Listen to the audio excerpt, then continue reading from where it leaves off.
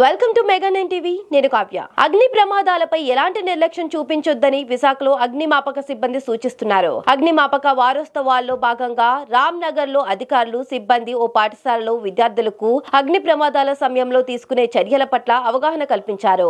అగ్ని ప్రమాదాలపై ఆందోళన చెందాల్సిన అవసరం లేదని, తమకు ఫోన్ ద్వారా సమాచారం చేరవేస్తే వెంటనే నిమిషాల్లో మీ ముందుకు ఉంటామని సిబ్బంది పేర్కొన్నారు. అనంతరం అగ్ని ప్రమాదాలు ఎలా జరుగుతాయో వాటిని నివారించే పద్ధతులపై అవగాహన కల్పించారు.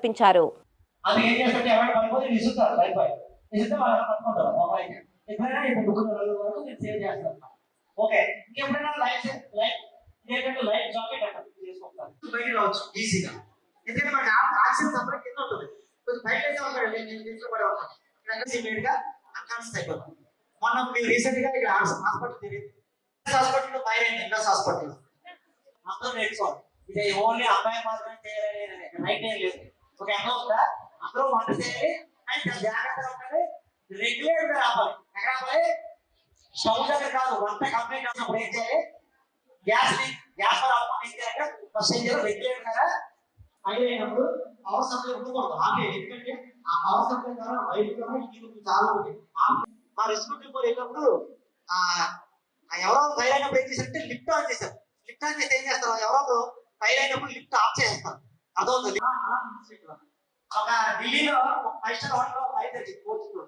కానీ మా రెస్క్యూ టీం వాళ్ళు వెళ్ళినప్పుడు ఒక్కొక్క డోర్ ఓపెన్ చేస్తే ఒక్కొక్కరు ఈ డోర్ ఓపెన్ చేస్తే అలా 10 రూమ్స్ అలా కొలాప్స్ అయిపోయి చనిపోయారు అనమాట. ఒక దాదాపు 20 మెంబర్స్ చనిపోయారు. ఒక రూమ్ లో ఒక మమ్మీ డాడీ, తర్వాత ఒక బ్రదర్, ఒక అమ్మాయి, ఒక 10th క్లాస్ చదువుతున్న అమ్మాయి, వాళ్ళు చాలా బ్రతికి చాలా ఈజీగా కామ్ గా కూర్చుంటారు. ఈ 10 రూమ్స్ చనిపోయారు అందరూ. మీకు అర్థమవుతుందా? ఈ 10 రూమ్స్ చనిపోయింది, ఈ రూమ్ లో బాగా ఉన్నారు. మేము డోర్ ఓపెన్ చేసి చూస్తే మా వాళ్ళు ఓపెన్ చేసి చూస్తే అసలు మీరు సేవ్ చేసుకోగలంటే చేయండి. ఇలాగ నేను చెప్పాను కదా, ఆ స్మోక్ అయినప్పుడు వాళ్ళ స్కూల్లో మా ఫైర్ డిపార్ట్మెంట్ వాళ్ళు రాసి చెప్పి వాళ్ళు చెప్పారట, స్మోక్ రాకుండా ఒక హాఫ్ అవర్ మీరు సేవ్ చేసుకోగలగాలి. ఎలాగంటే వాళ్ళు స్మోక్ ముఖానికి స్లాబ్ కట్టేసుకున్నారు, ఈ రూమ్ లోకి స్మోక్ రాకుండా ఈ కిటికీ దగ్గర డోర్స్ దగ్గర కవర్ చేశారు వాళ్ళు. అర్థమవుతుందని చెప్పింది. ఒక హాఫ్ అన్ అవర్ అమ్మాయి సేవ్ చేయగలరు, ఆ రూమ్ లోకి స్మోక్ రాకుండా సేవ్ చేయగలరు. మనం ఆక్సిజన్ లేకుండా ఎంతసేపు ఉండగలుగుతాం? 2 minutes. అర్థమవుతుంది కదా? 2 minutes మనం స్మోక్ పీలిస్తే 2 minutes అన్కాన్షియస్ వెళ్ళిపోతాం. 2 minutes చనిపోతాం ఆక్సిజన్ లేకపోతే. స్మోక్ వల్ల 90% చనిపోతాం. అమ్మాయికి ఏమవుతుంది? కొంచెం నొప్పి వస్తుంది కానీ ఈ చేయి కాలుతుంది, కానీ మనిషి అయితే చనిపోదు.